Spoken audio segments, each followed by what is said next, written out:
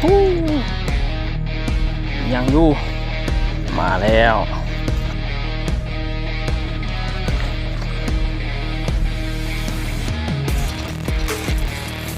อุ้ยกระดิ่งรูดได้สนุกอ๋อปล่อยปลากระโดดอ๋อไฮไลท์เลยตัวนี้นะไฮไลท์เลยก็ถึงหาง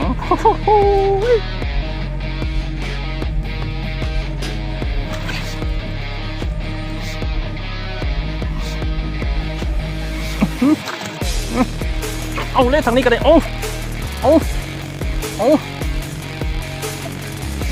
อีกแล้วเอาอีกเร็วโอ้ตัวได้พบเดียวนะเฮ้ยตัว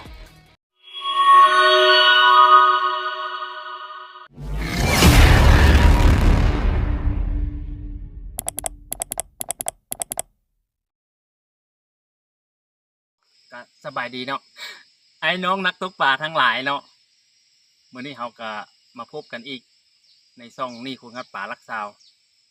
เมื่อนี้ก็มาออกหมายอีกเป็นหมายอันเทินคือเก่าป่ากันหลายช่วงนี้มันเป็นช่วงที่ว่าน้ำลดป่ากันหลายป่ากินหลายเลยช่วงนี้เลยก็เลยพากันมางัดป่าอีกเบิ้งว่ามันสีได้จากแต้มไปรุ่นน้ำกันเนาะอย่างไรก็อย่าลืมกดติดตามกดไลค์กดแชร์ในช่องนี่คนครับป่าลักซาวเพื่อเป็นกำลังใจให้พวกเราเนาะเอ็ดคลิปต่อไป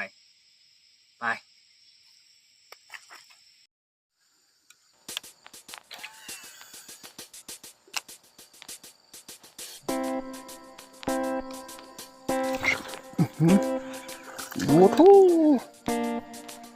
ยังอยู่มาแล้วไงโอ้ตัวนี้อ้วนปักเลยตัวนี้นะอ้วนปักเลยตัวนี้หยอดเลยอ้วนตบเลยอ๋อทุกมานโอ้เกือบรูดเนาะสวบเขาโฉบมันโฉบจีก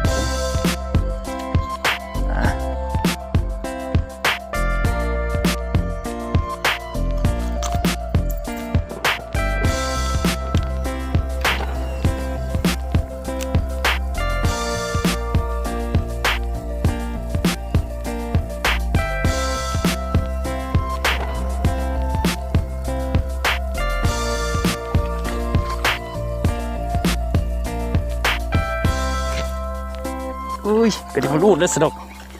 อ๋อปล่อยปลากระโดดอ๋อไฮไลท์เลยตัวนี้นะไฮไลท์เลยก็ถึงหางสุดยอดเลยต้องก็ถึงหางพี่น้องเอ้ยชวบอะไรบ้างชวบก็ถึงหางตัวนี้ไฮไลท์เลยตัวนี้นะชวบรุดก็หางหัวโยนเตะเซะสุดยอดกดง่ายเลยเนาะนี่โบมีรูดอีกสอดเลยเห็นบ่นะเสียบเลยสอดทะลุเลยมีรูดอีกงัดถึกตุนโตตุ๊มาได้เราได้อันนี้ก็ได้ตัวอื่นเกาะปากมันเกาะตัวโต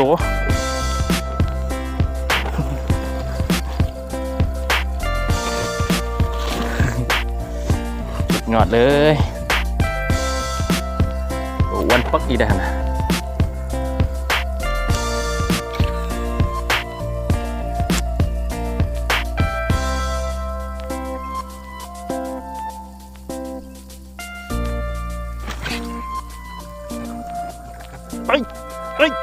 เฮ้ย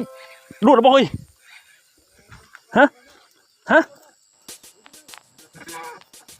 โอ้สิรูดเลยเฮ้ยตาย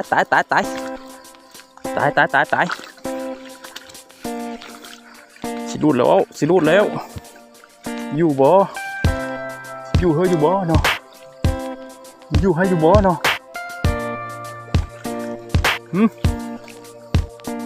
ชวบตอนขึ้นขอนเลยเห็นได้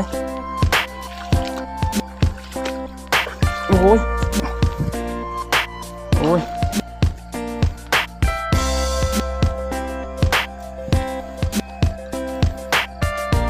โอ้ยโอ้ตัวไซโลอีกอันนี้ก็เลยว้าตัวนำมาเดี๋ยวพาดูได้นำมาได้ลากเข้ามาก่อนฟังก่อนอึ๊บเอาบัดนี้รูดบัดนี้โอ้ตวันปึกเลยตัวนี้ก็ได้ตน้องเอ้ยนะเต็มปากเต็มคำคิดว่าสิรูดแล้วสิดอกดีขึ้นขอนนะตัวเขาสองเงี้ยงเขาปากถึงปากลุ่มเลยผมตัว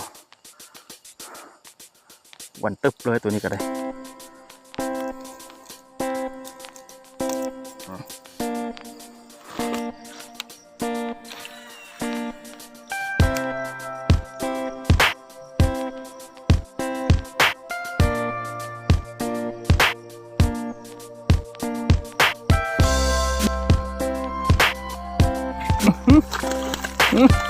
เอาอีกแล้วโอ้ยจอบมองอยู่แหมติดปากเต็มคำอันนี้ก็ได้โอ้ยสุดยอดเต็มเลยตัวใดก็ได้กัดตัวใดก็ลงกบคอเลยเจืด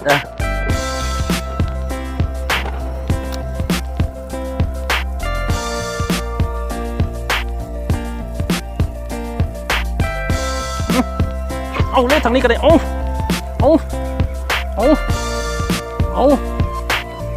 นั่นโอ้ยมาซุกชุนยังอยู่นี่เจ้าโอ้นะโจวดปจานนั่นก็ได้งมเอาโพดว้าย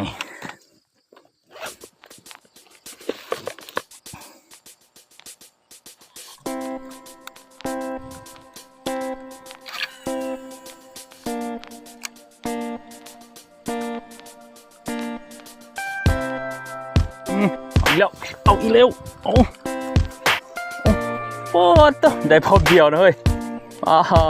ตัวสีมือพลึกเลยเนาะถ้าเบิ่งบังไดชิลูดบัดนี้นะ เสือเลยพุ่นอ่ะตัวปวดจานห้างกระจับปลาอีกตัวปวดอมเท้าเลยตัวโคตรเหลือร้าย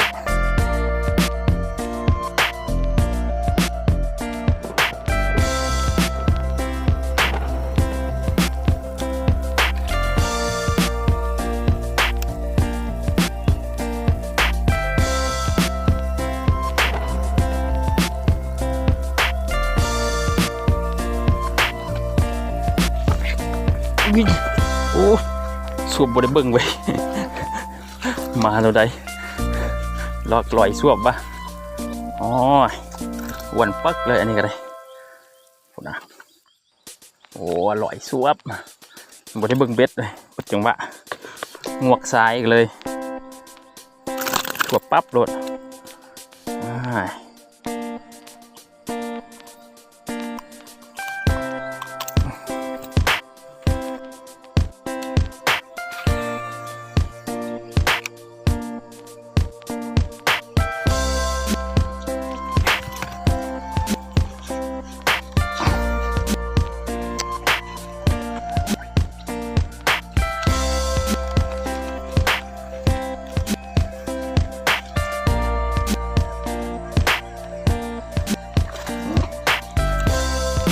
หลายตัวแค่เดียวนี่บุ่มบับอยู่อ้วนพีตัวไหนอ้วนพีเลย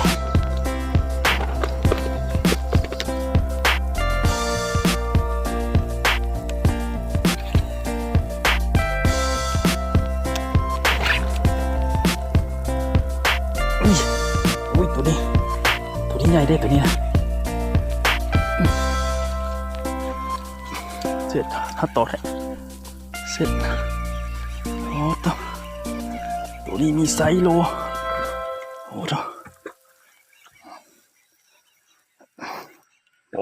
ตัวนี้ตัวนี้สิบุบเอาเลยตัวนี้ปอดตัวน้องโอ้ปอดตัวสุดยอดเลยตัวนี้ไอ้โอ้ถ่ายหูเพื่อนก่อนอ๋อบบมาหนึ่งใหญ่สุดตัวนี้โอ้โหเกือบคันหัก